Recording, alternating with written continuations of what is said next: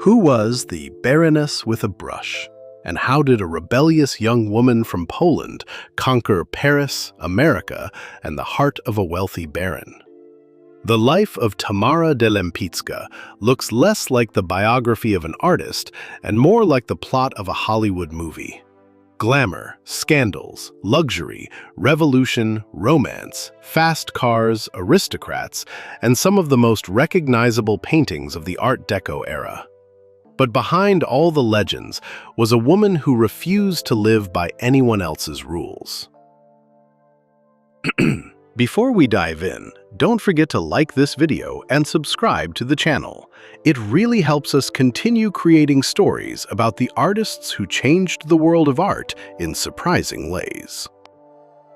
Tamara de Lempicka was born as Maria Borisovna Gurevich-Gurskaya on May 16, 1898, in Warsaw.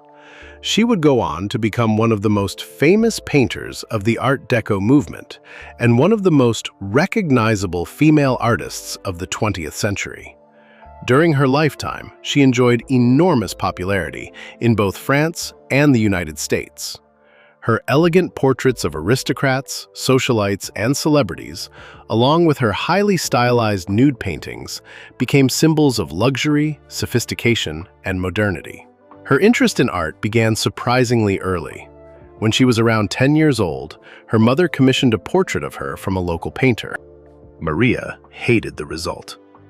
Instead of accepting it, she decided she could do better herself. Soon afterward, she painted a portrait of her sister, creating what became her first artwork. In 1911, she was sent to a boarding school in Lausanne, Switzerland, but the experience didn't last long. Bored and unhappy, she pretended to be ill and returned home. After her parents divorced in 1912, she moved to St. Petersburg to live with an aunt. There, in 1915, she met Tadeusz Lempicki, a Polish lawyer who would later become her husband. They married in 1916, and not long afterward, their daughter, Maria Christina, was born. Their family life seemed promising at first, but history had other plans. After the Russian Revolution of 1917, Tadeusz was arrested and imprisoned.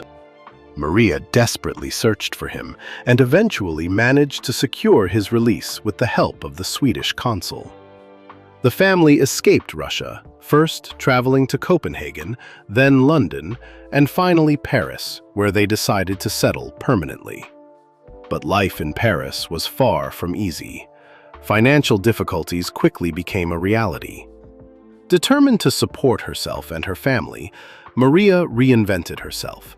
She changed her name to Tamara, believing it sounded stronger and more sophisticated. She began studying painting under Maurice Denis and later under André Lotte. Lotte's influence became especially important. His blend of late Cubist geometry and classical structure helped shape her unique visual style. Another major inspiration was Jean-Auguste Dominique Ingres. At first, Tamara painted still lifes and portraits of her daughter, selling them through the gallery of Colette Weil. This marked the beginning of her entry into Parisian high society and the art world. Success arrived in 1925 at the International Exhibition of Modern Decorative and Industrial Arts, the very event that gave Art Deco its name. Her paintings attracted attention from fashionable publications such as Harper's Bazaar, and soon afterward she held her first solo exhibition in Milan. Her productivity was astonishing. In just 6 months, she completed 28 new paintings. During her time in Italy, she began an affair with Marquis Sommi Piccinardi and even attempted to capture the attention of the famous writer Gabriele D'Annunzio. But the relationship never developed the way she hoped. D'Annunzio seemed more interested in her beauty than in her artistic talent. By 1928, Tamara divorced Tadeusz and entered a completely new chapter of her life. She met Raoul Kuffner, an Austro-Hungarian baron and art collector, who initially commissioned her to paint a portrait of his mistress, the dancer Nana de Herrera. Ironically, the portrait was not particularly flattering. But something much more important happened. Tamara and the Baron fell in love, and before long she had replaced the former favorite in his life. In 1929, she painted one of her most famous works, Self-Portrait in the Green Bugatti. In the painting, she portrays herself behind the wheel of a racing car, wearing a leather helmet and staring confidently into the distance. The image became an instant symbol of female independence, glamour, and modern womanhood. There is a funny detail, though. In real life, Tamara didn't actually drive a Bugatti. She owned a modest yellow Renault, which was once stolen while she was spending time with friends at a cafe in Montparnasse. After the death of the Baron's wife, Tamara married Raoul Kuffner in 1934. As political tensions rose across Europe, she recognized the growing threat of Nazism long before many others. She convinced her husband to sell property in Hungary and move their assets to Switzerland. When World War II began in 1939, the couple relocated to the United States. In America, Tamara continued painting and participating in exhibitions, but the public response was noticeably cooler than it had been in Europe. The artistic climate was changing, and her glamorous Art Deco style no longer dominated the conversation. Then tragedy struck again. In 1961, Raoul Kuffner died of a heart attack aboard an ocean liner traveling to New York. Now a widowed baroness, Tamara sold part of her property and began traveling around the world. In 1963, she moved to Houston to be closer to her daughter, Maria Cristina Kizet. By this point, her career as an active professional painter was largely over. Instead of creating major new works, she often revisited earlier paintings.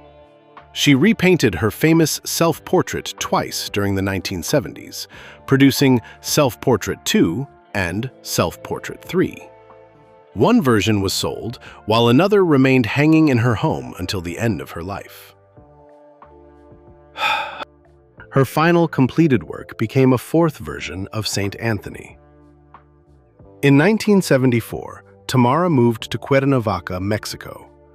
After the death of her husband, Kizet also relocated there in order to care for her mother. In March 1980, Tamara de Lempicka passed away peacefully in her sleep. And her final request was perhaps the perfect ending to a life already filled with drama and style. She asked for her ashes to be scattered over the crater of the Mexican volcano Popocatépetl. It was a spectacular farewell, entirely fitting for a woman whose entire life had been larger than life itself. Today, Tamara de Lempicka remains one of the defining faces of Art Deco. Her paintings continue to sell for extraordinary prices, her style still influences fashion and design, and her image remains inseparable from the glamour and confidence of the Jazz Age. More than anything, she proved that an artist could create not only great art, but also become a work of art herself.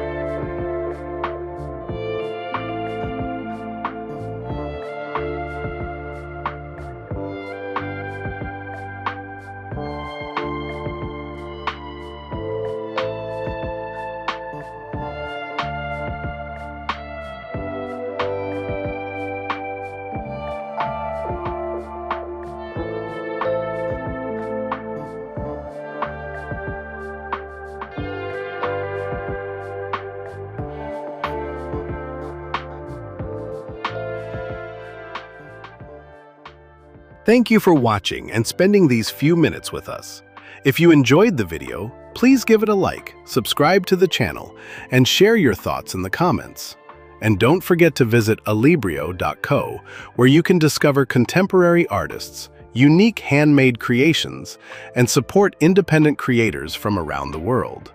Thanks again for watching, and I'll see you in the next video.